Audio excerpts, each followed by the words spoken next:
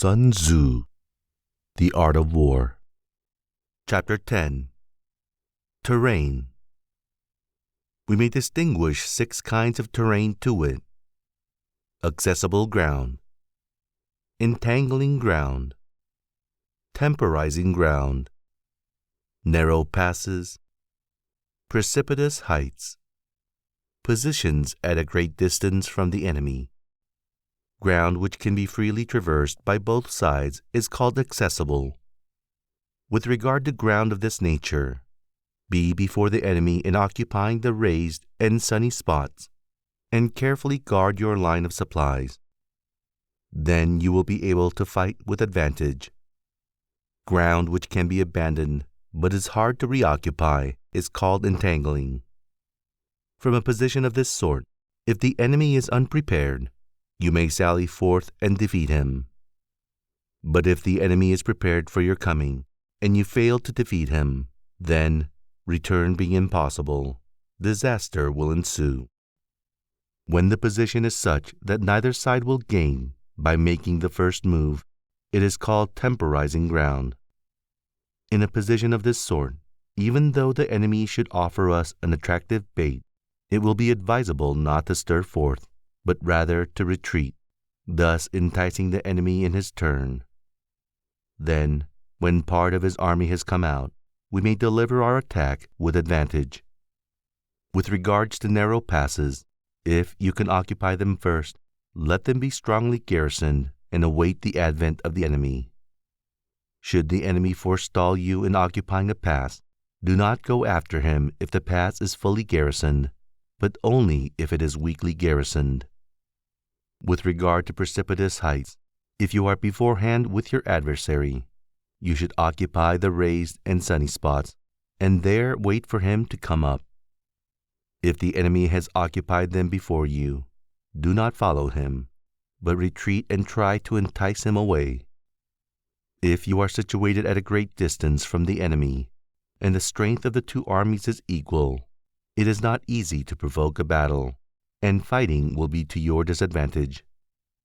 These 6 are the principles connected with earth. The general who has attained a responsible post must be careful to study them. Now an army is exposed to 6 several calamities, not arising from natural causes, but from faults for which the general is responsible. These are flight, insubordination, collapse, ruin, disorganization, rout. Other conditions being equal, if one force is hurled against another 10 times its size, the result will be the flight of the former.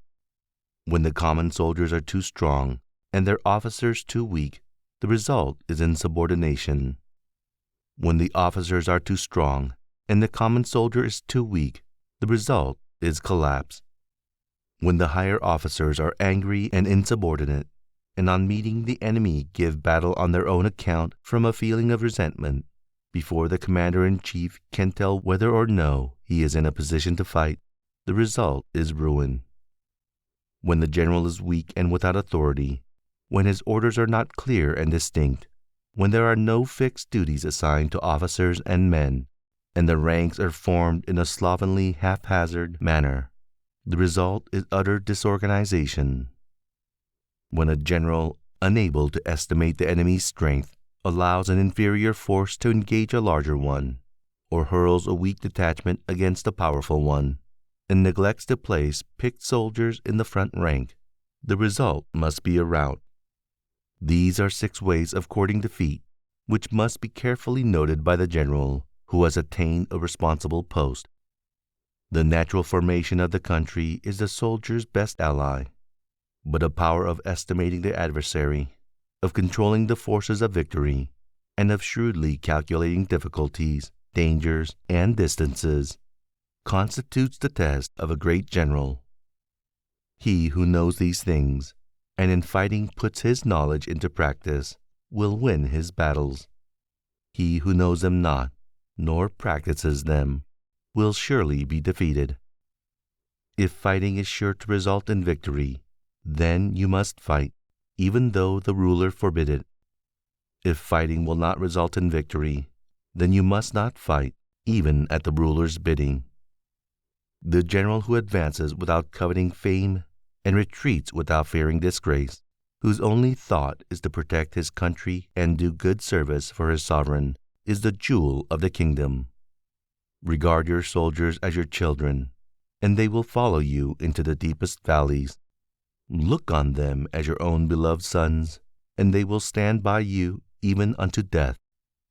If, however, you are indulgent but unable to make your authority felt, kind-hearted but unable to enforce your commands, and incapable, moreover, of quelling disorder, then your soldiers must be likened to spoiled children. They are useless for any practical purpose. If we know that our own men are in a condition to attack, but are unaware that the enemy is not open to attack, we have gone only halfway towards victory.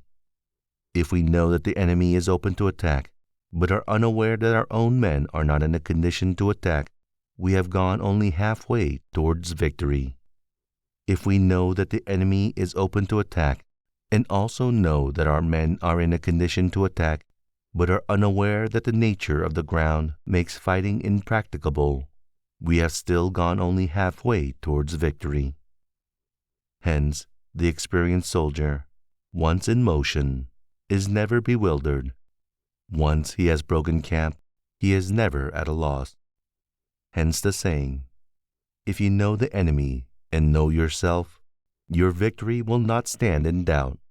If you know heaven and know earth, you may make your victory complete.